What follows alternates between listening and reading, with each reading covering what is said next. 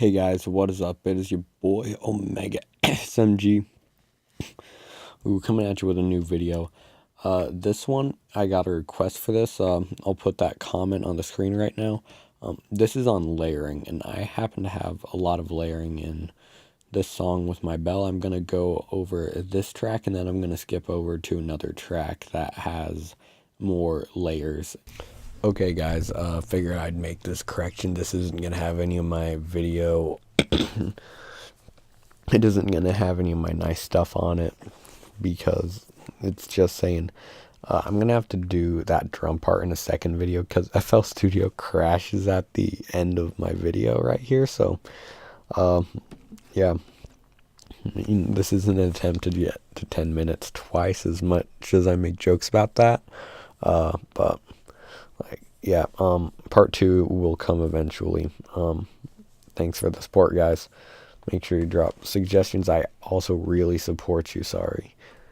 But anyways, back to the video. Like drum layers in it, because he specifically requested that. So when it comes to layering, you need to make sure you keep multiple things in mind. The different characteristics of the sound, like how much bass it has, its high end, its transient, its sustain, all of that.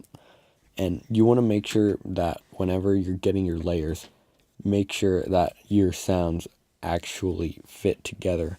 Like for example, if you were going to layer your snare, or actually a kick would be a better example. So that's my actual sample folder. So let's go into X drums from busyworksbeats.com. He has some good drums.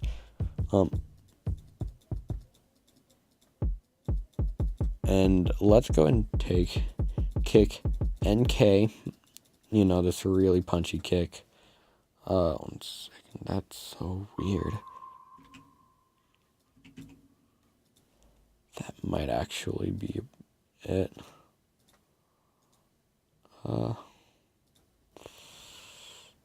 Where? FL Studio's all the way up, but yeah, it's just really quiet. But, oh, that's why I have the master turned down really low, because I put some mastering stuff on it.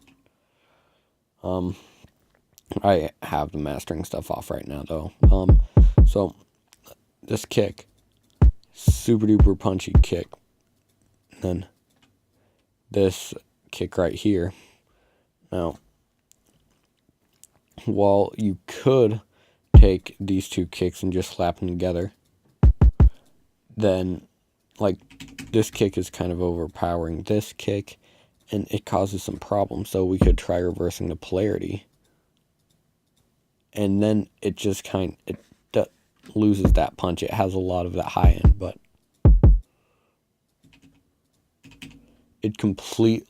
the bass just overlaps and it completely disappears. So this is going to be on how exactly you can avoid having those problems. So in this song, I layer 3 sounds. So, 3 sounds for the melody. I have a lot of layers in this song. So this is that Serum trap bell I made in the tutorial that will be in the card right here. Just put up really high. And I'm going to go and turn off all of my stuff in the mixer for all my layers. But by default has this punch to it, right? And to me, it wasn't that pleasant. So first thing I did is I'm going to start going through the mixing of it. So first thing I did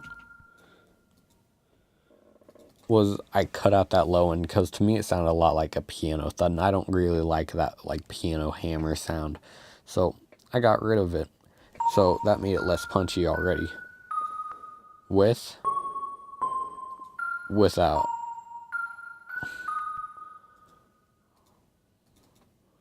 And then after that, I'm still thinking it has a bit too much punch. So throw a compressor on it with really, really low threshold, like some medium attack, medium release, and some high gain. This is what it sounds like now. Oh, wait, did I?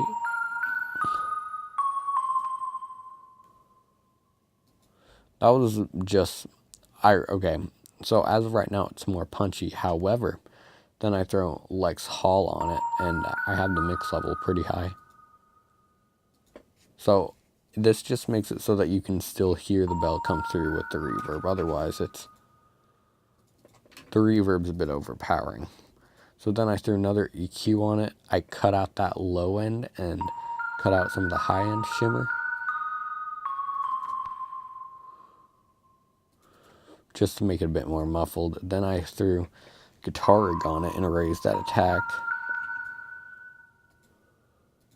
so that it could still have some punch, right? And then took an E piano and I used that as a layer. In fact, one second, I'm gonna go and just play through this pattern and let you guys hear it without any layers.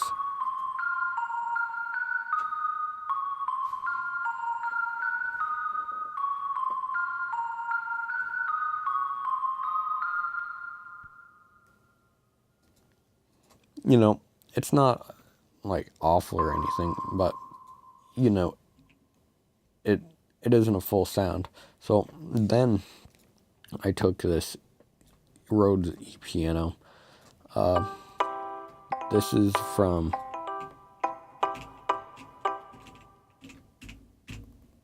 this is the Street Bumper. This was before I got any Arturia stuff, so I ended up adding this later on, but turns out E pianos at a higher octave, they have some nice punch to it. But this is what I did, right? So I threw it through Guitar Rig 5, and I threw the solid bus comp and a transient master on it. So I turned down that sustain, turned up that punch all the way, and then just cut the mix level in half so that it's parallel compression. Otherwise, that transient is a bit overpowering. So I let it, sit back there and let it do its thing. But then it takes a bit too much frequency, so cut out that low end. So then at this point, to me, it didn't sound as much like an E piano. It sounded more like a kalimba or maybe a glockenspiel. Maybe not a glockenspiel, but if someone had told me it was a kalimba, I totally would have believed them. So then I threw on my next bell, which is this layer bell that I got. One second, I'm going to play these layered together so that you guys can hear the difference. I'm going to cut it right there. This is without layer.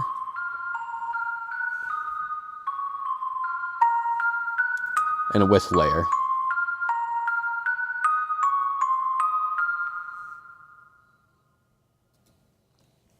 Right, like it has some more punch to it. It's not like it's just sitting back now. It's like they're both becoming very powerful sounds and they're going in. But then we have this layer bell, which really is quite interesting. I'm going to take off all my mixing stuff that I have in the layer bell. So this is what it is. This is from a kit from Mr. Different. I don't quite remember what it's called, but so I thought it sounded a bit too much like the E piano, so started working on that. Added a decapitator so that it had some more grit to it. To me, it sounded more like a bit crusher. So I'm just like, hey. Like, I thought that the bit crusher made it sound even better. So then cut out that low end, boosted the mids, and then cut out the high end. So it was nice and muffled. Then Guitar Rig, turned down that attack and turned up the sustain a bit. This was meant to act as like a pad for it, right? Then you got your Pan Man. So this is just like the old days of running. What is it called? Yeah, the old days of just running a Fruity Formula controller and using that. You don't need to do that anymore. Panman does it for you. It's really convenient, right? But this is what it sounds like. Did I break it somehow? I think I broke Panman.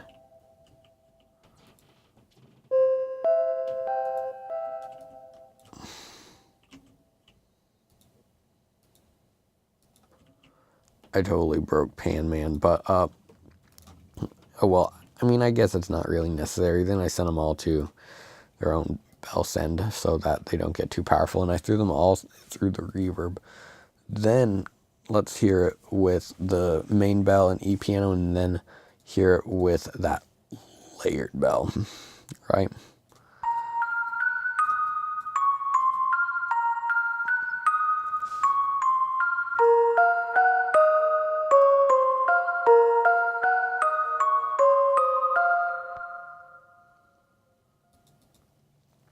Okay, guys, so recording this outro in post. First of all, shout out to Sonny. Like, just keep on learning, man. Eventually you'll get there if you keep on going. Like, I respect the drive. If you have any other requests, make sure you drop them in the comments, whether or not you're Sonny or you're someone else that just wants to learn some more. Second of all, make sure you like, subscribe, and comment. That really helps me out. I'm on the road to getting higher sub numbers. I'm going to be doing a 100 sub special here pretty soon, and after that, my sub specials are only going to get bigger and bigger from there. So, thank you for the support, guys. This has been your boy Omega SMG signing out.